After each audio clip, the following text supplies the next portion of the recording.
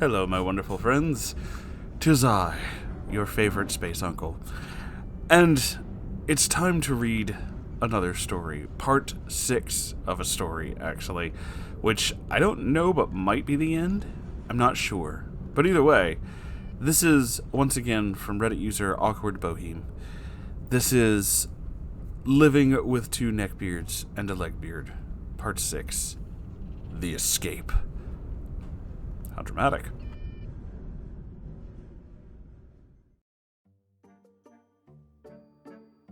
Hello, wonderful Reddit peoples. Hello. So I think we've finally gotten to the part in this train wreck of a series where we start to get into the drama that eventually led to Carrie and myself moving out and cutting contact with the Beard clan. And, well, no time like the present. Oh yeah, before I forget, the YouTuber Moonhorse has been covering our tales on his channel. Oh my god, I didn't know you knew who I was. I'm honestly flattered. Thank you. Glad you're enjoying these stories, pal. They are fantastic. Thanks for covering them. Your Neckbeard voice is on point. Oh my god, thank you. Also, thanks to my friend in the DMs who let me know about his channel. It's pretty awesome. Aw, dude. That actually really makes me happy. I didn't know that you would find out about this series, but I'm glad you did. And I'm glad that you guys are just doing wonderfully and being amazing. So, let's continue on, shall we? A trigger warning, there are talks of potential outing and Declan having a weird obsession with technically underage character. Oh, I'm already disgusted. Just a little warning in case that makes anyone uncomfortable. That would be me, yes. There's going to be a lot more of trigger warnings in the next entry too, so be warned. Oh, so there is another part. Okay, cool. So this isn't the finale. I was wrong. If you folks have read the previous posts, you'll know that living with this clan was, to put it frankly, a complete fucking nightmare.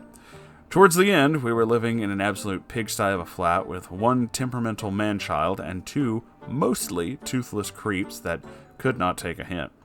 Ew. Now, towards the end of our time living with this clan, we were completely worn down. Every day with these three, well, mostly Mike and Janice, honestly, was absolutely exhausting. We couldn't chill in our own flat because it was an absolute mess, and we couldn't go out with friends because the Beards would invite themselves along and freak out if we told them they couldn't come with us. Not to mention, Mike and Janice's attempts to win Carrie and myself over had gotten a lot more persistent. In the last couple of months before we moved out, they'd actually started going into our bedroom and taking our belongings. Now that, I'd have to hurt a motherfucker. That crosses a line. Nope, them's fighting things. That's what we're gonna throw down. They'd hide it somewhere in the flat so that we'd have to spend time with them to look for it. We'd suspect it was them for a while. It seemed like our stuff was never where we left it, and it'd be found somewhere odd. For example, in the kitchen cabinets and behind the telly unit.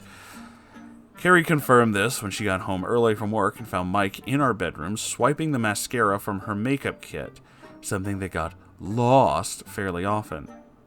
What a fucking creep. Just, wow. They'd also been looking for any reason to initiate physical contact. Ew. Not that they weren't already very touchy-feely, especially in past instances where we'd been drunk, but it had started to become an everyday occurrence with them. Oh my god. Janice had grown particularly fond of styling Carrie's hair. It was great. See, Carrie would spend about half an hour in the morning styling her hair, making it look absolutely perfect. Then a little while later, Janice would undo all of Carrie's hard work and run her greasy hands through her hair until Carrie looked like she'd been caught in a fucking hurricane. She's such a helpful person. Ugh. I genuinely wonder if she's ever noticed that Carrie always washed her hair after one of her hairdressing sessions. Mike had also gotten into the habit of lifting me up, which was rather irritating. Yeah, I imagine. That sounds fucking weird. There was a bit of a height difference that he loved to draw attention to. He was about 6'2", maybe 6'3", and I was about 5'3". Carrie told me to write under 5'4".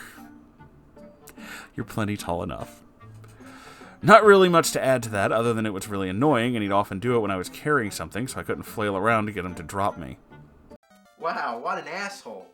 Declan hadn't been much better. Around the time we moved out, he'd been getting warnings from the job center that his benefits would get stopped because he wasn't actively looking for work. Color me shocked. Needless to say, he wasn't too pleased about this, and, as a result, he'd been getting snippy with us whenever we spoke to him. This led to the event that was partially the reason for us moving out, but more on that in a bit.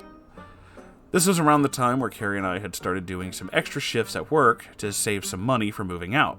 We were coming up to that time where we decided if we wanted to renew our lease. It was a yearly thing. And we wanted to be prepared to get the hell out of there. We still hadn't found a place to stay yet, but my dad and Carrie's sister had offered us a place at their houses after hearing about what had happened. This caused its fair share of family drama, but that's a whole other thing. We told the Beards about our plans to move out, and told them that we could cover our share of the rent for the month after we moved out, but they'd have to sort something out for the month after that. They didn't believe us, though. Even after we showed them the text conversations we had with the landlord giving them notice that we planned to move out, they still insisted that it wasn't going to happen. In Declan's words, we'd be crawling back to them after the first week. Like they're so fucking charitable. Please. So it led to us moving out. Well, few things. First off, there was the constant harassment from Mike and Janice. Then there was the constant stress of having to walk on eggshells around Declan in case he would up and have a temper tantrum, plus the general mess of the flat, but that's the basic stuff. A few months prior to this, Carrie was told she'd be put on a waiting list for top surgery. Sure, she had a hell of a wait in front of her, but it was worth it if she was going to be happier in her own skin. She had posted to our Facebook almost immediately after telling myself and a few friends and family. She hadn't thought anything of it until we realized, oh shit, the Beards were friends with her on Facebook. They instantly bombarded her with posts of several comments, congratulating her, telling her how happy they were for her. It was all fine and dandy, until they got home. See, they'd assumed, for some reason, that I wouldn't know the news, as I'm not always the most active on Facebook, because God forbid Carrie be able to just, text me. And decided to tell me themselves. As soon as I got home, with Carrie I might add, they decided to tell me right away. Carrie explained that I already knew, as myself and our friend James, briefly mentioned in part 3, went with her to the clinic and stayed in the waiting room while she found out.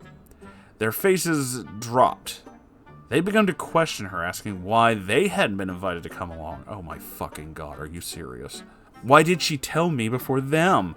I always went with her to her appointments, so why couldn't they have a turn? Oh my fucking god. Take the hint. She don't like you, motherfucker. Janice had even started complaining about Carrie only discussing surgery with a small group of people, excluding them.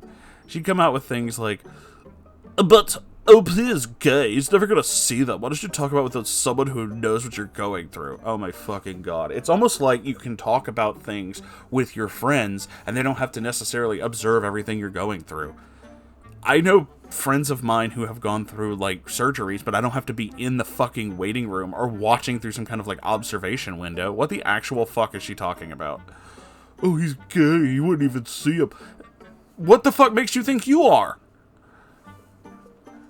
Okay, there's a good amount of inappropriate shit in that statement. Yes, highlighted. I'm already seething. Just go. 1, Carrie does not have to discuss her transition with anyone she doesn't want to. Fucking exactly. 2, Carrie and I are best friends, have been for years. Of course she's more likely to speak to myself and other close friends about this. Fucking exactly. Number 3, Janice is a cis woman who's never had any sort of surgery. Number 4, she does realize that, despite loving Carrie to pieces, I was never expecting to see her chest after the surgery, and she wasn't planning on showing me. There are lines, honey. Fucking exactly. And number 5, Carrie does not have to discuss her transition with anyone she does not want to. Thank you. Holy shit. Why is this such a hard concept for this motherfucker? It's her transition. If she decides to just not fucking tell anybody and then one day come home and be like, hey, guess what? Female now. That's also fucking acceptable. It's her body. She can do whatever the fuck she wants with it. Holy shit, dude. This is not a difficult concept. This topic became their favorite in the months leading up to us moving out. They'd constantly bring up Carrie's surgery, giving her advice for how big she needs to get them. Oh my fucking god. Because, you know, it's not like Carrie's her own person and can make her own decisions about her own body on her own. You know, every time I think I need to say something, you go and say it for me. Thank you for that. They'd send her surgery pics, photos of girls with larger chests, to give her an idea of what they thought. Mate, fuck off. Yeah, fuck off. Also, ew. And would constantly pester her about how long she had to wait. What do you expect her to do? What is she gonna, swap? It's not like waiting in line at a deli. She's not gonna swap numbers with somebody. Like, what the fuck, dude? They also decided to talk, in their usual loud tones, about Carrie's transition when we were in public places. Oh my god, don't fucking do that. They were pretty much outing her to anyone who happened to overhear them. Yeah, real fucking classy assholes. Now, we don't live in a super transphobic area, but there's always ball bags around, so what they were doing was pretty fucking dangerous. Yeah, and a total violation of her privacy. If she doesn't want anyone to know, they don't fucking get that. It's that simple. She gets to decide that. Period. Someone could overhear this and harm Carrie because of these fucking roasters. Exactly. They intentionally went out of their way to bring this topic up whenever they could. Ugh. Not like they hadn't been insanely inappropriate before, but this subject in particular made Carrie's dysphoria a hell of a lot worse. It wasn't hard to see how badly this was impacting her mental health. This was when we started trying to put a bit of extra money away. We thought maybe we'd be able to handle another year and a half with this pair to get money together for another flat. Turns out, we couldn't. Declan, as stated earlier, was becoming much more of a nightmare to live with thanks to his aggression. There was an incident a couple of weeks before we officially decided to move out where he smashed a cup against a wall during a temper tantrum. See, like I said in my first post, Declan was a massive Gotham fan, and his favorite character in the show happened to be Poison Ivy. Aged up version, at least. Spoiler warning for the peeps who haven't seen the show, basically Ivy is about 13 to 14-ish in the first season. Gets her arm grabbed by someone who ages up people and winds up looking like a 20-something-year-old woman. Declan, of course, had a massive crush on this aged-up version of Ivy, but about how attractive her personality was, and how he wanted a woman who could act that cute and look that sexy. I almost threw up, I'm sorry. He would bring up her immaturity and how attractive he found it. Ew. Of course, the character is immature. She's a fucking wee girl. Yeah. Ew. Yes, the character physically aged up. Yes, the actress was an adult. But he failed to see how weird it was that he had such a crush on a character who was technically still a child. He even made a remark about how the original actress was cute enough. Again, she was a fucking child. But it was nice to see the character evolve into such a seductive creature. FBI should be knocking on his door any minute now. He decided, for whatever reason, to ask me my opinions on her, apparently fully expecting me to agree with him. I didn't. Instead, I told him that the character was still technically a young teenager since, again, he had more a crush on the character than the actress, if that makes sense. No, I know about the waifu thing. It's weird. It's fucking weird. He tried to argue that this was the same as me having a crush on Jerome's actor, who was originally 18 or 19 in the show. I have a crush on Cameron Monaghan, who is older than me, not his character, and even then, Jerome isn't classified as a minor. When I told Declan this, he got pretty pissed off. Eventually, as the argument went on, he decided the best way to get me to agree with him was to throw his thankfully empty cup at a wall closet closest to me. Wow, what an asshole. However, the thing that made us decide we were getting the hell out of there, money be damned, was the night that Declan had found out his money had been suspended until he proved he was looking for work. He told the people at the job center that he was applying for a bunch of jobs every day, when in actuality, he had applied for a job in months. He'd sometimes fill applications out and take photos of them to make it look like he was applying, but, more often than not, he'd come up with an excuse for not having the right proof or something. Honestly, I have no idea how he got away with this, because job center can be pretty friggin' strict. Anyway, he'd been in a pretty foul mood since finding out that he was going to actually have to look for work. He snapped at me for being in his way when he was trying to get in the kitchen, and I rolled my eyes and snapped back at him. I think I said something about throwing another cup at me. And then Declan just snapped. I'm not going to lie to you folks, he genuinely looked like he was going to seriously harm me. Thankfully though, he decided to just push me instead. I kind of stumbled back, fell on my arse, and smacked the back of my head off the side of the kitchen counter. Though that was mainly just because of how I landed, not the force that he pushed me with, if that makes sense. I get it, yeah. There wasn't any serious injury, no blood or anything, it just hurt like a son of a bitch. Now, I know it's kind of my own fault. I did decide to be a sarcastic bastard to a pissed off big bastard who could probably snap me like a twig, but still, who the hell does that? He literally only had to wait a minute till I moved a couple of things out of the kitchen. Yeah, he's a fucking asshole. That's such a dick thing to do. Carrie was absolutely livid when she found out what happened. Understandably so. She'd been at work, and I texted her asking if she could pick up some painkillers on her way home. I'd have done it myself, but I was still a bit dizzy and felt sick. When she asked what happened, I told her the truth, and she flipped. I swear to God, I've never seen Carrie look so angry before in my entire fucking life. She went off on Declan, Mike, and Janice. Told Declan that it was no wonder his mom had kicked him out, and how Mike and Janice were just as bad as Declan for trying to defend him. Now, she was already in a terrible place mentally because of this lot, so she just sort of let her frustrations out on them, yelling at them for absolutely everything that they had done. Kill him. Kill him now. We wound up staying with some friends for a couple of nights after that. Anyways, that was the point that we decided we were definitely getting the hell out of there.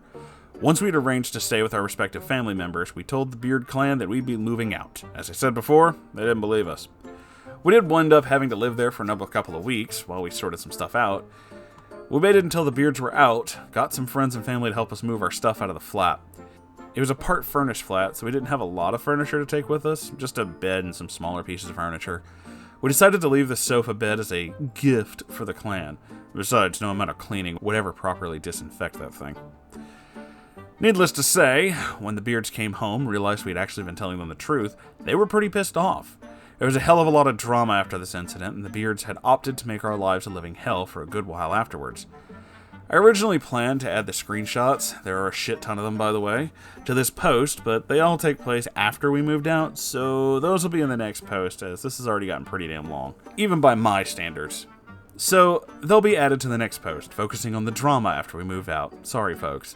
I'll try to get to the next part of this story uploaded as soon as possible, though it's probably going to take a while to sort through all the screenshots, so that'll be fun. Fond memories. Goodbye everyone.